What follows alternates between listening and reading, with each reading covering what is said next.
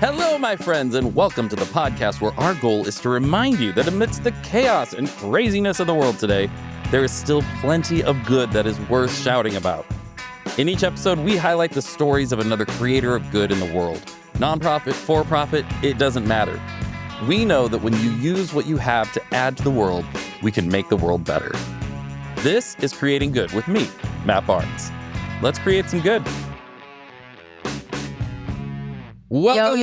See, I knew you couldn't hold back. I knew. She said, I'm not going to do it. I'm not going to interrupt. I'm not going to do anything. And then she did. Welcome to Creating Good. Oh, I almost said Nonprofit Connect again. Darn it. You almost blew it. We did it for a long time as Nonprofit Connect, but now we are Creating Good. Yeah. I'm still Matt Barnes. And I'm still Tiffany.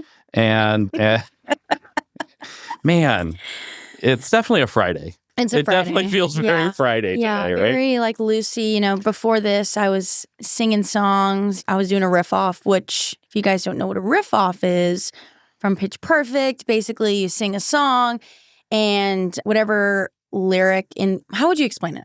Well, Like I more importantly, I feel like it's important to point out that nobody asked.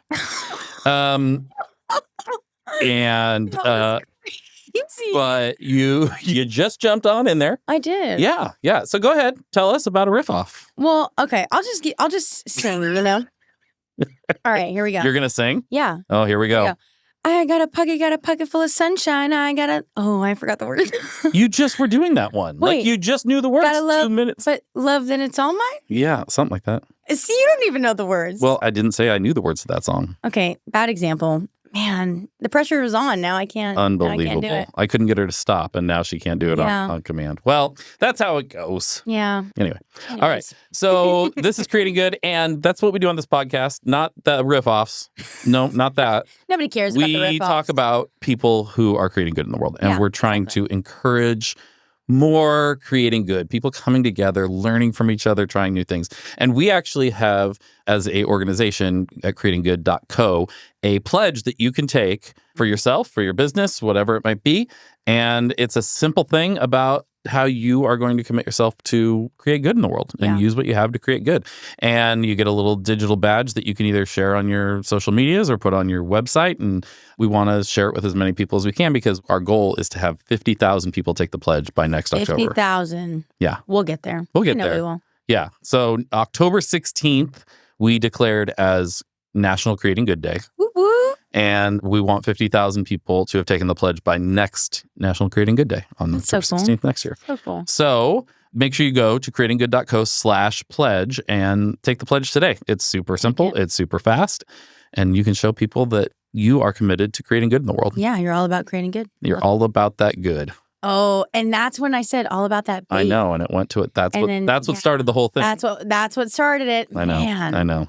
Well, today we have someone who is doing an amazing job creating good in the world, and that's the kind of guests that we have on this podcast. Yeah. Lynn Margherio, she is the founder and CEO of Cradles to Crayons, which is this amazing organization making sure that children have the things that they need, the essentials to feel safe, warm, and ready to learn, and also valued. And she's a super impressive person, Lynn. She was the EVP, Executive VP of the Clinton Foundation before this. And then before that, she was the director of Emerging Digital Economy Report at the U.S. Department of Commerce. And she did strategy for IKEA before that. Like, this woman, she knows her stuff. Okay, boss lady. She's legit. She's a TEDx speaker, but she's making kids' lives better. And that's what I care about the most. Exactly. So she had some great things to say, super great insights, and I just really enjoyed talking to her and getting to know her. And we will be back with her, Lynn Margherio, right after this brief message. Bye. Bye. Hi, my name's Matt, and I have a confession to make. I am from the 1900s. I know, it's true. I'm from another century, another millennium, actually, if you think about it. And back in the 1900s, specifically the 80s and 90s, things were quite different. Phones didn't fit in your pocket. Cutting edge meant you listened to your music on a CD. And the internet was, well, not what it is today. Let's just say that. And you know what? Unless you were a giant corporation doing commercials, branding and design really just didn't matter that much. Back then, it didn't. Nobody saw it. You could focus on delivering a great product or a great service and just trust the fact that you named your organization A1 whatever would make sure that people found you first in the yellow pages. That was good marketing. My friends, those days are over. though some of us are still living like it's not. Now, you're one of millions of organizations online, and they all say they got the best services and the best products. So how do you stand out? You stand out by making sure that people connect with you. And how do you do that? By having a well-defined brand character that comes through in every piece of design that you put out. Now, why am I telling you this? I think you already know, because that's exactly what we do here at Rogue Creatives. We help people doing amazing things in the world make sure that your brand character is front and center so that your audience can connect and be brought into a story that they deserve to be a part of. Yours. So get started today. You can visit roguecreatives.com/creatinggood to schedule a free brand consultation and take our free online brand character quiz. And everybody loves a good online personality quiz. Like, they're really fun and it's free. So why wouldn't you do that? So go to roguecreatives.com/creatinggood to begin defining your brand character today. There's no commitment, no risk at all. And to be honest, we just want to be your new best friend. We like you. So roguecreatives.com/creatinggood. Rogue Creatives. Seriously. Creative storytelling. All right. On with the show. All right. I am here with Lynn Margherio.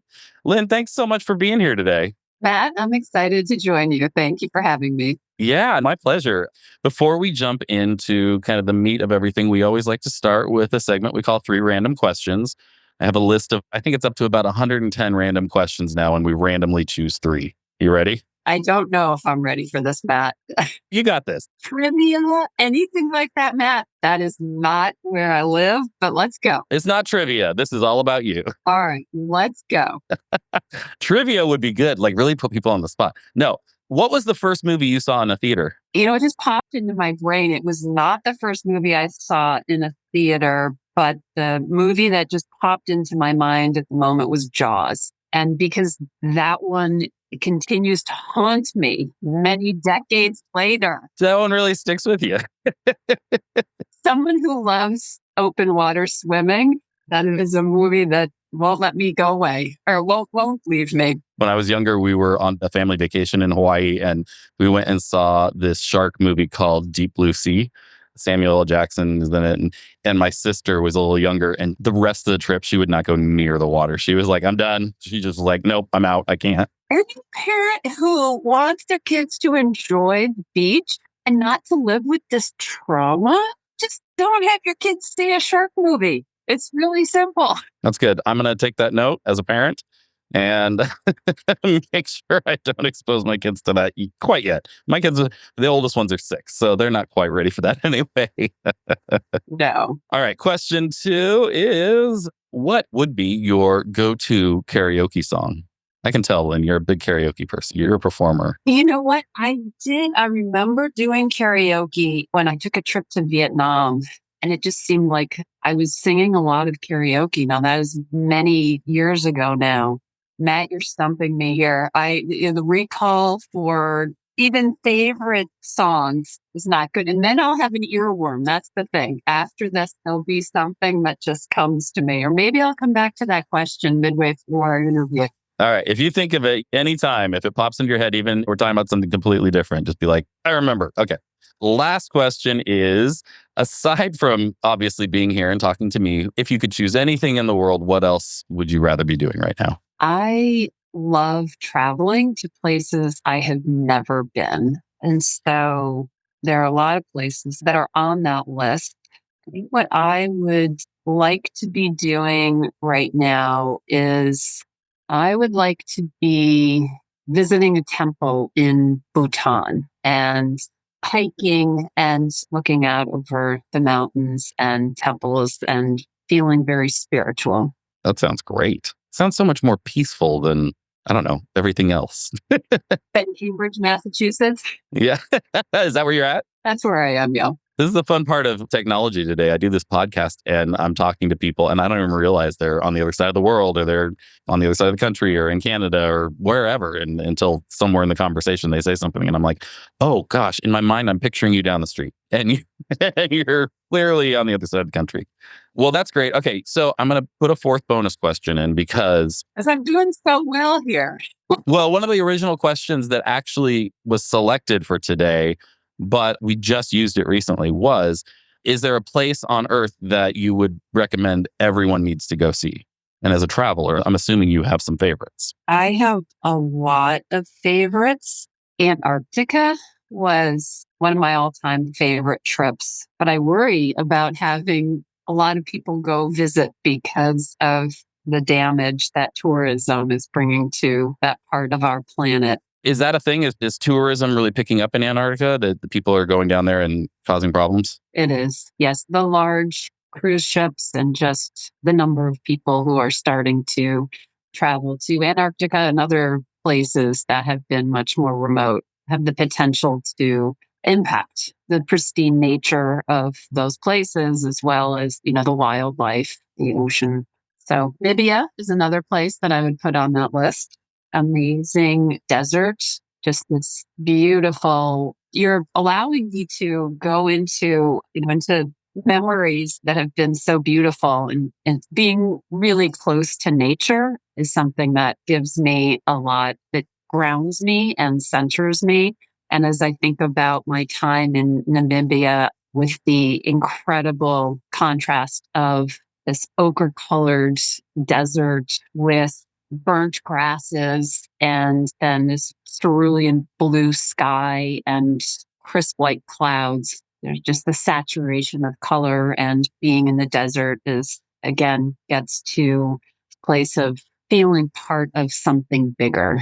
Yeah. Do you paint or draw or do you do art of some sort? You're very articulate about, I mean, you're like painting a picture. I can see what you're talking about. No, but maybe I should start doing that. Yeah. If you can get those images out, man, I want to go there now. You've painted a great picture in my head. All right. Well, let's dive in. I want to hear about you. What is your origin story? Where did you start? How did you get to where you are? And tell us about what you're doing. So, Matt, my background is business consulting and public policy. I had the opportunity to work in the Clinton White House now a few moons ago. And about 22 years ago, I founded a nonprofit called Cradles to Crayons. So, Matt, the idea for Cradles to Crayons really hit me when I was home a number of years ago, more than 20 years ago now, visiting my sister and her family. And I was helping my niece get dressed, and I saw in her drawer that there were clothes that she'd clearly outgrown, but still had tags on them. She'd never worn them. And then I was at my brother's house down the street, and I saw a similar situation with books and with other supplies that they had gotten for their young children. And it struck me, I didn't have kids of my own, but it struck me, kids grow really fast, that the clothes that you buy them or that they get as gifts, the books that are read to them when they are 2 are not the books that they are going to be interested in when they're 5 years old. And so I saw an opportunity, particularly clothes, that if there was a way to harness these beautiful, like new, or in the case of my niece's clothes, brand new clothes, and get them out of homes where they weren't doing any good for the kids who were in that home, and get them into the hands of children and families who were struggling to make ends meet. That this could be, that what I saw as surplus would potentially really help other families out there.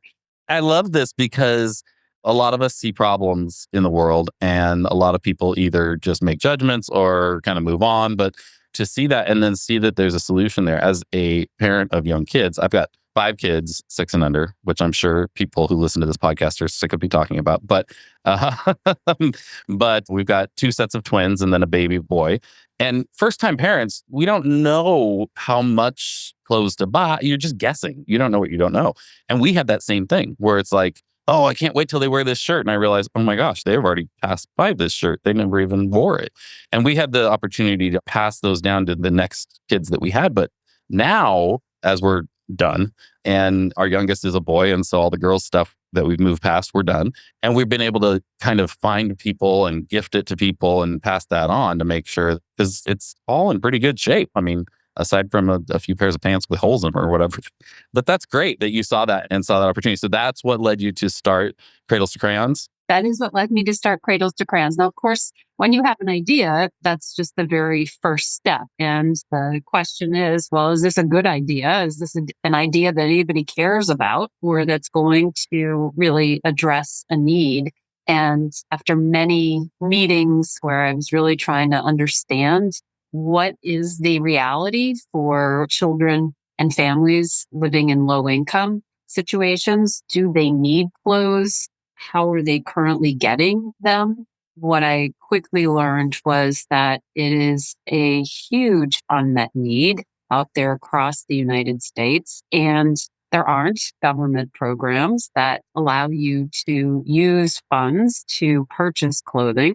And it's not easy to be connected with clothes, particularly clothes that are in really good quality, in really good shape, that are like new and that you'd be happy with your kids wearing them. You said there's no government funding for purchasing clothes for kids? It's not available? No, there are no federal government programs. So I know your listeners are probably familiar with SNAP, and WIC would be another program.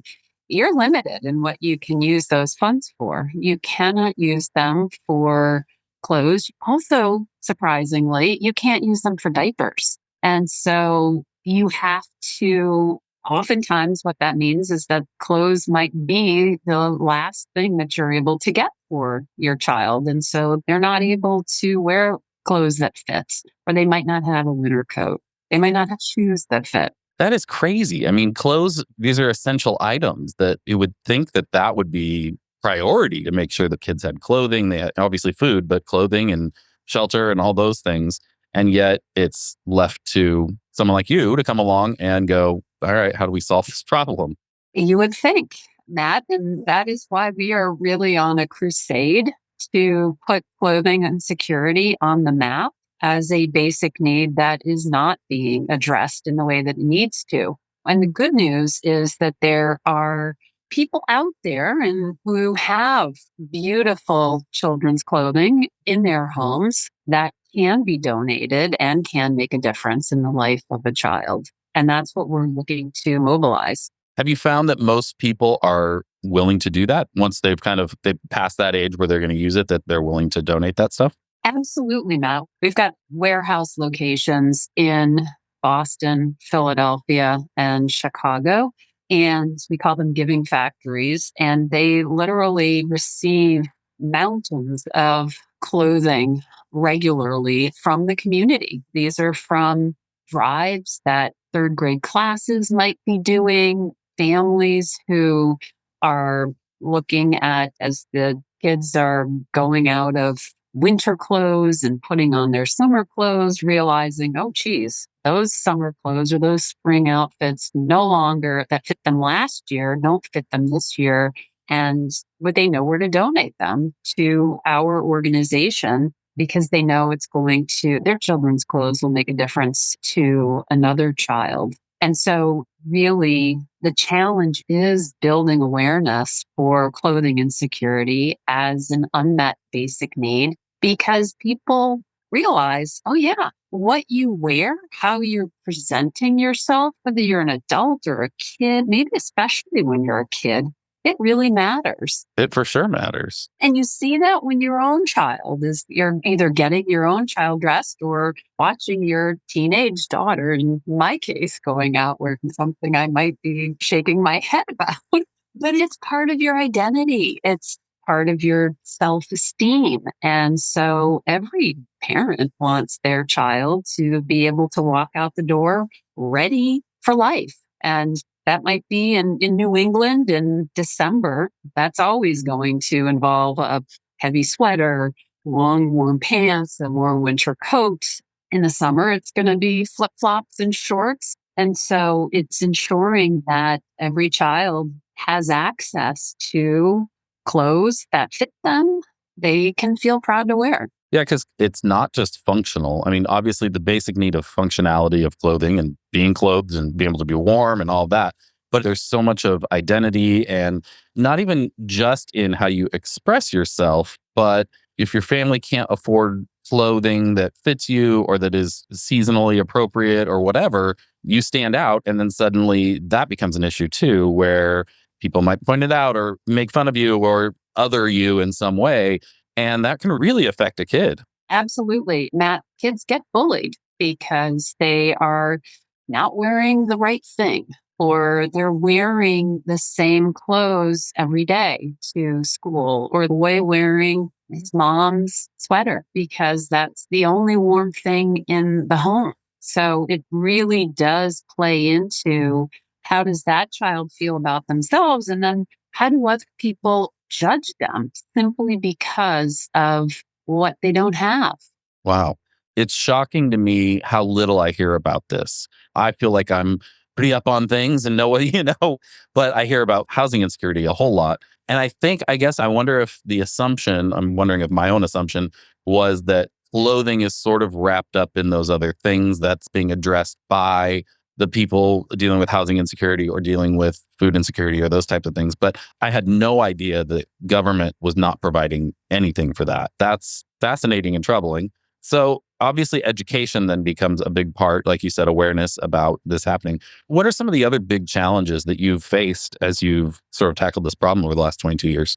Yeah. So, Matt, that is the largest problem, but it's also an opportunity because once we have someone engaging in this conversation, the light bulb goes off and they say, oh, wow, I can do something about that. I can either do that because I have clothing items in my home that I can donate, or I am part of a community where clothing is available and I can help spread the word. And that's how we've been able to increase the number of children we've been able to help over time. The other, again, sort of double-edged sword is we've got, I think, a new awareness about the importance of recycling. And we all should be doing more of it for the health of our planet. But it's looking at, when do you recycle clothing, particularly children's clothing, and when is it more appropriate to donate it? And so we are seeing more and more recycling containers popping up at schools and school parking lots or at playgrounds. And again, really important to get textiles and clothing out of landfill. But can we divert the high quality clothing out of the recycle stream and instead get it into the donation stream? So that's something we are working on right now, is how do we get into that conversation so that we are having people thinking about reuse at the same time they're thinking about recycling. I would imagine that this is one of the very few topics, maybe, that I've talked about with people on the podcast or at our events or just in general, where because the government hasn't got involved, probably, it hasn't been too politicized. So it seems to me like if you can have that conversation with people, they're going to be open to what you have to tell them about it. And any parent, it becomes immediately obvious that, yeah, this is the thing. I mean, even just the practicality of like, again, when you start parenting, you don't know anything and you're figuring it out. And so you think, oh, they're going to need all these clothes, this thing. The reality is there's certain things that they live in over and over and over again. And so you end up with all these things that either were worn once or twice or never. And it's not anybody's fault. You're just trying to figure it out. But you realize like, wow, we didn't need as much as we thought we needed. And then people are giving you clothes because you had a baby, and you end up with all this stuff and you don't end up using it all. To be able to pass that on. I mean, for us, we've been fortunate just randomly, like as we get to that point, there just always seems to be someone in our circle who is in need of something like that. And we're like, great, here's a whole bag. But we kind of, in the beginning, we're thinking like, what are we going to do with all this extra stuff? So to bring people into that, I don't think is as hard as maybe some of the other things. You're right, Matt. This is not at all a political or a partisan issue. This is a practical issue. You've got more clothes than you can fit into drawers or closets in your house, potentially. And so there's an opportunity. You're looking, you don't want to throw them away. You want them to be used for something better. And so it's just getting out there and putting this on people's radar and then giving them an avenue to act. That's another thing, something that is simple action that people can take, and it can be done at any point in their day-to-day lives, whether they're dropping a child off at school or going to sports or they're going to work, making it convenient for people to take the action of dropping off those donated items so that they're thinking about it and sharing resources that they have. Well, and then in the end, I'm going to say just, even though I know there's a whole apparatus at work here that makes this happen, but you're just being a facilitator of that. You're going like, you give us your thing. We'll help you unload this and we'll help somebody else get what they need. And I know there's way more to it than that, but from outside simplification perspective, it's not a hard proposition to explain to people. Exactly, Matt. And no matter where your listeners are, there's something they can do as well in addressing this hidden crisis. And it may look similar to what we do at Cradles to Crayons. It might be something completely different. I mean, we hear about people setting up clothing closets in kids' schools. And it could be because they have requirement to wear uniforms. Well, why should people buy uniforms over and over again? Why not have a place where your child's outgrown their uniform, bring it to clothing closets so that another student can use that uniform and your child can take uniform in a bigger size the next year, or ensure that every child who is in that school community has access to the uniform. Some of them may prefer to go out and buy something new. And then for the others, they access this clothing closet. So those are the kinds of things that can happen, or it could be a swap. Do the same thing with winter coats or sweatshirts, sweatpants. There are ways to ensure that clothing insecurity isn't a need in your community by starting simple and getting people to come in, clean out their closets, and then share amongst themselves. And you figure out a way to do it where the kids who may be living in families who are struggling financially, that their dignity is upheld when they're accessing this clothing closet as well. I love it. Are you wanting to expand what you're doing, or are you kind of sticking to your area there? Well, we have a digital platform now. It's called Giving Factory Direct, and you can go online and you can tell us, I have girls size 4T clothes to donate. And we match you to a child who needs girls size 4T clothes. We send you a shipping label and you put 2 outfits in a box and you send your donation in to an organization that's providing services to that child who wears girls size 4T clothes. And we're looking to expand the communities where we're able to provide clothing outside of Boston, Philadelphia, and Chicago. We've recently started serving children in New York and in the San Francisco Bay Area. This is great. I'm so glad I got to hear about this. And it's not something people talk about or I've heard about, but almost all of the nonprofits I work with in some way work with kids or working in areas that affect kids or, kids are everywhere. And so to integrate that or to find ways to address those needs is huge. And at the very least, to be aware of the fact that the clients that they're working with are dealing with these issues and helping them to process those things and figure out how to solve some of that stuff is vital and is not something I hear about enough. So huge applause for you guys doing this. How large is your organization now? How many people are you got working there? We're 110 people. Wow. Very cool. I'm so excited about this. I want to ask a few sort of standard questions that we ask as we wrap up. But before I do, is there anything else that you would want to share or say that you just feel like is important for people to know? Yeah, Matt. So over the 22 years we've been doing this work, we have provided more than 4 million packages of clothing and other essentials to kids. And this year, we're on track to provide about 1 million packages. But there's a lot more work to do. And there are ways that everybody can get involved. And it can start small with just a collection drive and dropping off donations to an organization that is providing supports to children as a great place to start, or figuring out what is the need in your child's school, and can you and your kids. That's the other really great thing, is that this is something kids really understand because it's their world.